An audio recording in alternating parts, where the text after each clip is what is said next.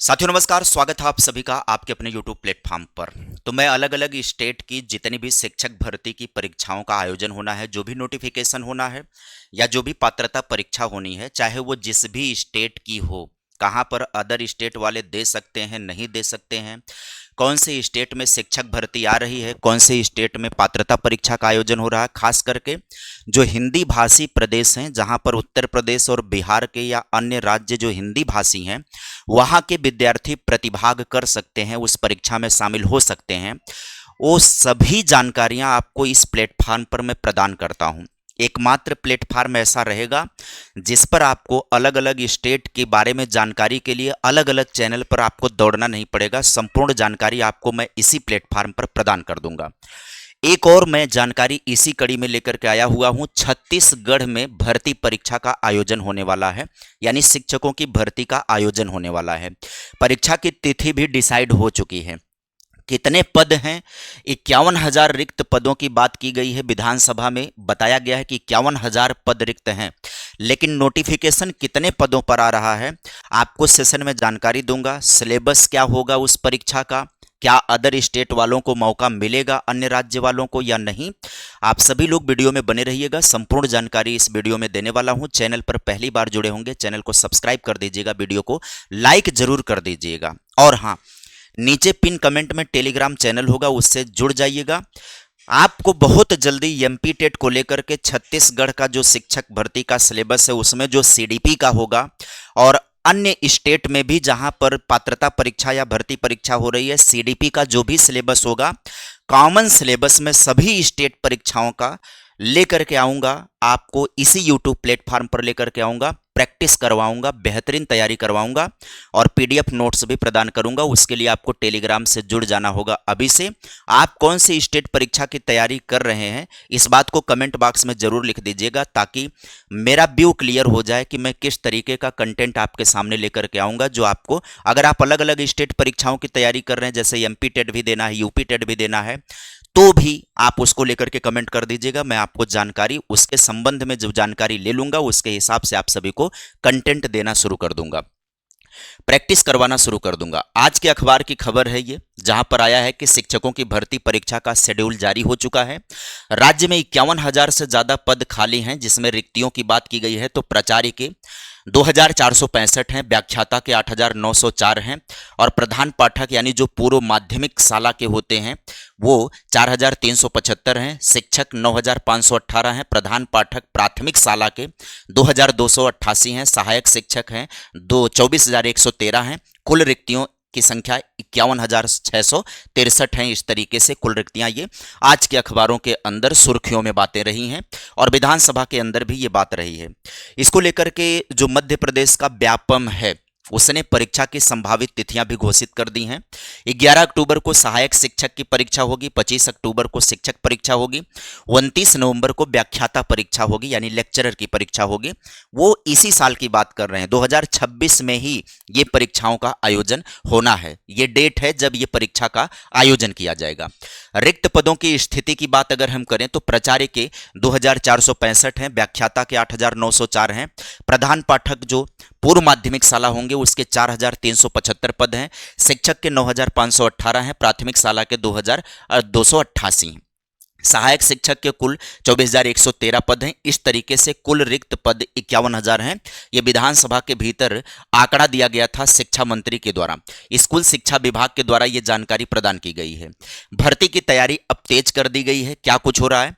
व्यावसायिक परीक्षा मंडल, जिसको व्यापम कहा जाता है संक्षेप में, इसने इसी साल होने वाली शिक्षक भर्ती परीक्षाओं की संभावित तिथि घोषित कर दी है। तय कार्यक्रम के अनुसार सहायक शिक्षक की परीक्षा 11 अक्टूबर को, शिक्षक की परीक्षा 25 अक्टूबर को और व्याख्याता की परीक्षा 29 नवंबर को होगी। दरअसल राज्य सरकार ने स्कूल शिक्षा विभाग के प्रस्ताव पर शिक्षकों की भर्ती की मंजूरी दी है। राज्य सरकार की मंजूरी के बाद लोक शिक्षण संचालन ने भर्ती प्रक्रिया के लिए आदेश जारी कर दिया है। आदेश जारी होने के बाद अब विभागीय स्तर पर भर्ती की तैयारी तेज हो गई है।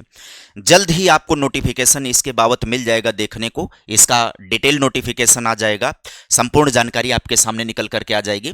बता दें कि 28 अक्टूबर 2025 को राज्य सरकार ने 4,708 शिक्षकीय पदों पर भर्ती स्वीकृति दे दी थी। कब दे दी थी? 2025 में।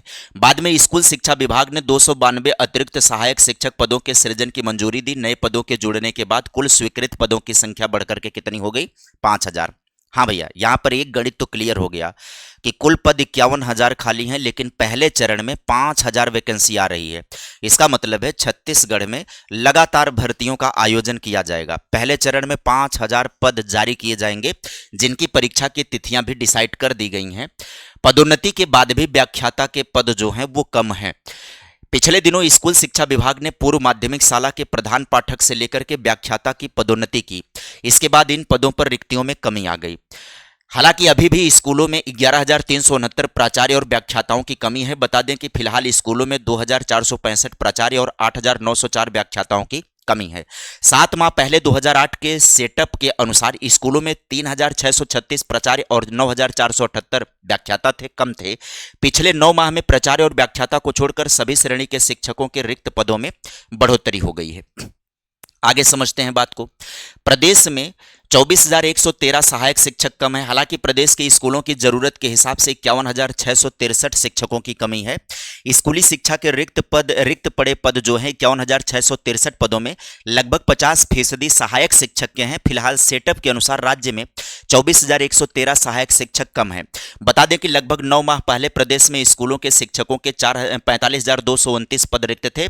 रिक्त पदों के सहायक शिक्षकों से लेकर प्राचार्य तक के सभी पद शामिल थे, जो कि रिक्तियों की संख्या अब बढ़ गई है।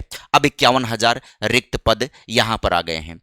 अब यहां पर बात आती है कि इसका परीक्षा का पाठ्यक्रम क्या होता है, खास करके जरूरत किस बात को जानने की है। तो यहां पर छत्तीसगढ़ व्यापम परीक्षा पैटर्न असिस्टेंट टीचर कक्षा 1 से 5 तक का अगर हम सिलेबस की बात करें तो इनका सिलेबस क्या निकल करके आता है, ये पिछली भर्तियों के आधार पर ये जानकारी मैं आपको प्रदान कर रहा हूं, जिसमें कुल 150 अंक पूछे जाते हैं। 150 अंक के प्रश्न होते हैं, जिसमें बाल विकास और पेडागोजी के शिक्षा शास्त्र के 30 अंक होते हैं, गणित के 30 होते हैं, सामान्य हिंदी के 25 अंक होते हैं, कंप्यूटर संबंधी सामान्य ज्ञान और दक्षता के 10 अंक होते हैं, सामान्य अंग्रेजी के 25 अंक होते हैं, सामान्य ज्ञान के 10 अंक होते हैं, पर्यावरण अध्ययन के 20 अंक होते हैं।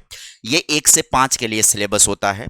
इसके बाद अगर हम बात करें 1 से लेकर के 8 तक के सिलेबस की, 6 से लेकर के 8 तक के सिलेबस की बात करें तो 6 से लेकर के 8 में क्या पढ़ना होता है, छत्तीसगढ़ व्यापम परीक्षा पैटर्न में कुल अंक 150 होंगे। ये शिक्षक के लिए बात की जा रही है। 6 से 8 के लिए इसका सिलेबस होता है संबंधित विषय गणित और विज्ञान या सामाजिक विज्ञान, यानी कि जो लोग साइंस से होंगे उनसे गणित और विज्ञान के आएंगे, जो सामाजिक से होंगे उनसे सामाजिक से 60 अंक आएंगे, बाल विकास के 30 अंक होंगे, सामान्य हिंदी के 25 अंक होंगे, कंप्यूटर संबंधी दक्षता के 10 अंक आएंगे, सामान्य ज्ञान के 10 अंक आएंगे, सामान्य अंग्रेजी के कितने आएंगे, 25 अंक आएंगे।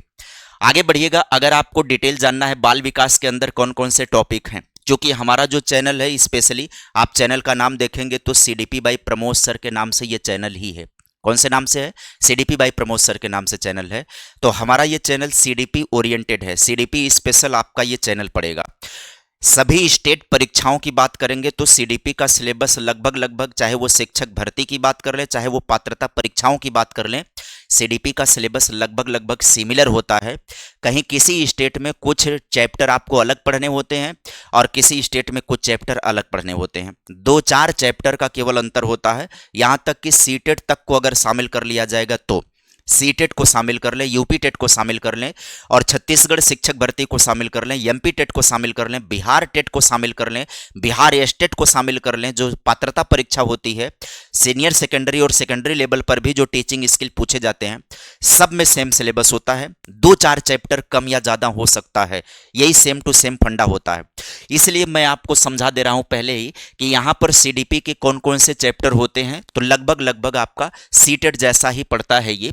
विकास की अवधारणा, सीखने से इसका संबंध, बच्चों के विकास के सिद्धांत, आनुवांशिकता और पर्यावरण का प्रभाव, सामाजिकरण की प्रक्रियाएं, शिक्षक माता पिता साथी, पियाजे कोहलबर्ग वाइगोत्स्की, ये सवाल आता है यहां से। उसके बाद दूसरे तरफ जाएंगे तो दूसरे में इकाई सेकंड में बाल विकास के अंतर्गत भाग 2 में बाल केंद्रित प्रगतिशील शिक्षा की अवधारणा आएगी। सीटेट का है सिलेबस। बुद्धि निर्माण के आलोचनात्मक दृष्टिकोण, बहुआयामी बुद्धि गार्डनर, भाषा और विचार, समाज के निर्माण के रूप में जेंडर, और इसके अलावा विद्यार्थियों के बीच इंडिविजुअल डिफरेंसेस जो पाया जाता है वो।